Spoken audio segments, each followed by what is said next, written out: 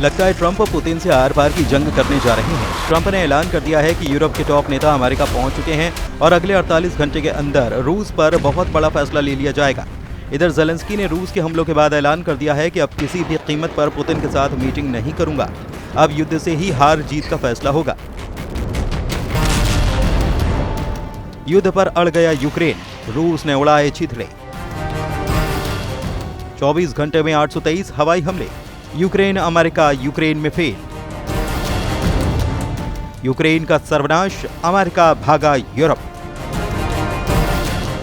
रूस का पलटवार, यूक्रेन के 143 ठिकाने तबाह। 1292 दिनों के रूस यूक्रेन जंग अब खुलकर शहरों में शुरू हो चुकी है। जब से यूक्रेनी सेना ने रूस के तेल डिपो और पाइपलाइन को धमाके से उड़ाया है, उसके बाद से पुतिन ने यूक्रेन के बड़े शहरों के वीवीआईपी इलाकों पर हमले शुरू करवा दिए हैं। सबसे ताज़ा खबर यह है कि यूक्रेन की राजधानी समेत 1 दर्जन यूक्रेनी शहरों पर रूस ने 823 से ज्यादा हवाई हमले किए हैं। इधर ज़ेलेंस्की भी रूसी हमलों से बुरी तरह से बौखलाए हैं। ज़ेलेंस्की ने तो यहां तक ऐलान कर दिया है कि अब वो किसी भी कीमत पर रूस के राष्ट्रपति पुतिन से मीटिंग नहीं करेंगे। इधर अमेरिका के राष्ट्रपति डोनाल्ड ट्रंप ने दावा किया है कि रूस पर नए और बड़े प्रतिबंध लगाएंगे। ट्रंप ने यह भी खुलासा कर दिया है कि 8 सितंबर और 9 सितंबर को यूरोप के टॉप लीडर अमेरिका में आकर तय करेंगे कि रूस को यूक्रेन से कैसे बचाया जाए, पुतिन से कैसे निपटा जाए। 27% से ज्यादा यूक्रेनी इलाका रूसी सेना के कब्जे में आ चुका है। पूर्वी यूक्रेन का डॉनबास इलाका 90% रूसी कंट्रोल में जा चुका है।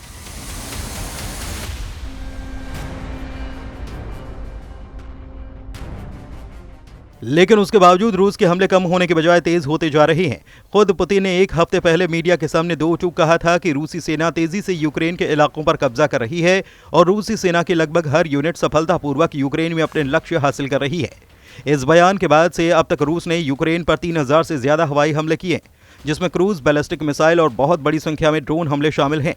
पिछले 24 घंटे में यूक्रेन की राजधानी कीव समेत कई शहरों पर रूस के इतने तीखे और प्रचंड हमले हुए हैं कि ज़ेलेंस्की भी खौफनाक तस्वीरें देखकर बौखला गए हैं।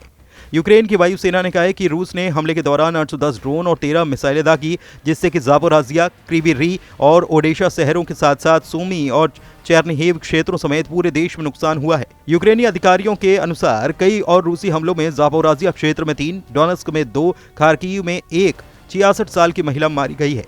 रूसी रक्षा मंत्रालय के दावों के मुताबिक उनकी सेना ने 24 घंटे में 210 यूक्रेनी ड्रोन और 3 हवाई बम मार गिराए हैं। रूसी मीडिया TASS का दावा है कि रूसी सेना ने यूक्रेन के नेप्रोपेट्रस क्षेत्र में खोरोशे बस्ती पर कब्जा कर लिया है। खुद यूक्रेन के राष्ट्रपति ज़ेलेंस्की ने सोशल मीडिया पर एक पोस्ट में लिखा है कि रूस ने सितंबर के पहले 5 दिनों में यूक्रेन पर 1300 से ज्यादा ड्रोन, लगभग 900 बम और अलग अलग तरह की लगभग 50 मिसाइलें दागी हैं। राष्ट्रपति ज़ेलेंस्की का दावा है कि रूस के हमले यूक्रेन के 14 इलाकों पर हुए हैं। ज़ेलेंस्की ने दावा किया है कि रूस युद्ध को लंबा खींचने की कोशिश कर रहा है और कूटनीति को एक तमाशा बनाने की भी कोशिश की जा रही है। रूस के रक्षा मंत्रालय ने यह भी दावा किया है कि उसने यूक्रेन के चेर्निहिव इलाके में भीषण मिसाइल हमला किया। रूसी सेना का दावा है कि उसने इस्कंदर मिसाइल हमले से यूक्रेनी सेना को भीषण नुकसान पहुंचाया है। रूसी सैनिकों ने यूक्रेन के दक्षिण पूर्वी दिप्रोपेट्रोव्स्क इलाके के नोवोसेल्विका गांव पर भी कब्जा कर लिया है। यूक्रेनी सैन्य कमांडर ने रूस के तेज होते हवाई हमलों को लेकर चिंता जताई है और पश्चिमा देशों से ज्यादा बेहतर एयर डिफेंस देने की मांग की है। रूस के खूनी हमलों से क्या अब यूक्रेन को यूरोप के 26 देश बचा पाएंगे? ये बहुत बड़ा सवाल है, क्योंकि राष्ट्रपति ज़ेलेंस्की ने 2 टूक कहा है कि अब पुतिन के साथ मीटिंग का कोई मतलब नहीं बनता। एक अमेरिकी मीडिया चैनल से बातचीत में यूक्रेनी राष्ट्रपति वोलोदिमिर ज़ेलेंस्की ने कहा कि मैं आतंकी की राजधानी मॉस्को नहीं जा सकता, क्योंकि यूक्रेन पर हर दिन हमले हो रहे हैं। पुतिन कीव आ सकते हैं। हम आपको बता दें कि अलास्का बैठक के बाद से अमेरिकी राष्ट्रपति डोनाल्ड ट्रंप पुतिन और ज़ेलेंस्की के बीच आमने सामने बैठक कराने की कोशिश कर रहे हैं। हाल में पुतिन ने कहा था कि वो ज़ेलेंस्की से मिलने के लिए तैयार हैं, लेकिन ये बैठक मॉस्को में होनी चाहिए। इधर रूसी सरकार के प्रवक्ता दिमित्री पेस्कोव ने स्पष्ट किया है कि ज़ेलेंस्की को रूसी राजधानी मॉस्को में आत्मसमर्पण करने के लिए नहीं, बल्कि बातचीत करने के लिए आमंत्रित किया गया है। रूस के हमले और ज़ेलेंस्की की नाराजगी के बीच अमेरिकी राष्ट्रपति डोनाल्ड ट्रंप ने भी संकेत दिए हैं कि अमेरिका रूस पर नए प्रतिबंध लगाने जा रहा है। व्हाइट हाउस में जब उनसे पूछा गया कि क्या सीधे व्लादिमीर पुतिन को भी निशाना बनाएंगे, तो उन्होंने कहा कि हाँ, मैं तैयार हूँ। ट्रंप पहले भी रूस और उसके तेल खरीदारों पर कड़े प्रतिबंध लगाने की चेतावनी दे चुके हैं। अब माना जा रहा है कि प्रतिबंधों के दूसरे चरण में ऊर्जा और वित्तीय क्षेत्रों को टारगेट किया जा सकता है। रूस का यह हमला न सिर्फ यूक्रेन बल्कि पूरी दुनिया के लिए चिंता का विषय है। यूरोपीय संघ और नाटो देशों ने रूसी हमले की निंदा की है। कई देशों का कहना है कि रूस की बढ़ती आक्रामकता अंतर्राष्ट्रीय शांति के लिए खतरा है। इधर खबर है कि यूरोपीय देशों के प्रमुख राष्ट्रपति ट्रंप के साथ मीटिंग के लिए अमेरिका पहुंचने लगे हैं। ट्रंप ने खुद मीडिया को बताया है कि यूरोप के कई राष्ट्र प्रमुख अमेरिका पहुंचने लगे हैं, लेकिन उन्होंने किसी भी यूरोपीय देश के प्रमुख का नाम नहीं बताया। इधर नेटो के 32 देश भी अब रूस के खिलाफ बड़े युद्ध को लेकर हिम्मत जुटाते साफ नजर आ रहे हैं। इस वक्त फ्रांस, ब्रिटेन और जर्मनी ने रूस के खिलाफ खुलकर मोर्चा खोल दिया है। यूक्रेन के बहाने ये यूरोपीय देश किसी जंग को शुरुआत करने की वकालत कर रहे हैं, जिसे देखकर हैरानी होती है कि क्या वाकई में यूरोप रूस के खिलाफ सीधी जंग कर सकता है। जरा जर्मनी के ऑपरेशन डॉयचलैंड को जान लीजिए, जिसे रूस के खिलाफ युद्ध की शुरुआत माना भी जा रहा है।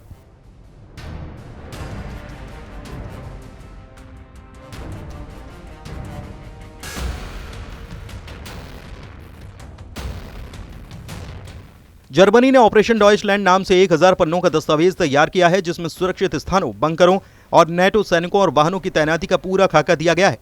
इसके अलावा परमाणु युद्ध की भी तैयारी की जा रही है, जिसमें यूरोपीय देश परमाणु हमले की स्थिति में जान बचाने के तरीकों पर काम कर रहे हैं। दस्तावेजों से पता चला है कि जुलाई में ब्रिटेन और फ्रांस के बीच एक समझौता हुआ है, जिसके तहत विश्व युद्ध तृतीय की स्थिति में दोनों देश अपने हमलों को एक साथ कोऑर्डिनेट करेंगे। ये तैयारियां साबित करती हैं कि यूरोप में संभावित बड़े युद्ध की तैयारियों का स्तर कितना ज्यादा गंभीर है। एक्सपर्ट्स का कहना है कि फ्रांस की ये तैयारी न सिर्फ होने वाली जंग की तैयारियों को दिखा रहा है, बल्कि तीसरे विश्व युद्ध की शुरुआत का गंभीर संकेत भी है। इधर रूस के राष्ट्रपति व्लादिमीर पुतिन ने अब एक बार फिर से यूक्रेन को चेतावनी दी है। उन्होंने कहा है कि अगर समझदारी दिखाई जाए तो युद्ध को बातचीत के जरिए रोका जा सकता है। पुतिन ने कहा कि वे यूक्रेन युद्ध को खत्म करना चाहते हैं और ये उनकी प्राथमिकता से एक है।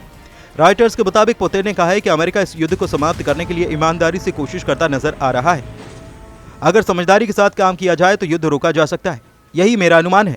खासकर जब हम ट्रंप प्रशासन का रुख देखते हैं तो लगता है कि वो वास्तव में समाधान चाहते हैं। अगर नहीं तो हमें अपने सभी उद्देश्यों को हथियारों की ताकत से पूरा करना होगा।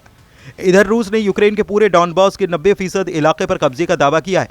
ट्रंप के सामने भी पुतिन ने 15 अगस्त 2025 को कहा था कि अगर यूक्रेन के 4 बड़े इलाके रूस को यूक्रेन सौंप दे तो रूस सीज फायर के लिए तैयार हो सकता है।